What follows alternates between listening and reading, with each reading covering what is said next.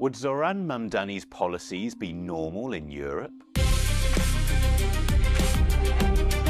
Following Zoran Mamdani's victory in the New York mayoral election, several left-wing European politicians celebrated his victory as a blueprint for what could be possible for their own agendas. As the left in France, Germany and other countries commended Mamdani's proposed plans to bring in a rent freeze, free buses and universal childcare, other online users suggested that his platform wouldn't be seen as particularly radical in Europe. In fact, they said that many of his policies already exist in some form under European centrist and centre-right governments. To see whether Mamdani's programme would be seen as normal in the old continent, we took some of his main policy points and compared them to what exists in certain European countries. In Berlin, for example, residents are protected by a law that caps rents for newly rented flats to 10% above the local comparative rent, while a law in Paris imposes limits on the price of rent in over-rented areas. Protections are common in Europe, but Mamdani's freeze policy goes further than some European cities. He's also pushed for free childcare for all children in New York City from 6 weeks to 5 years old.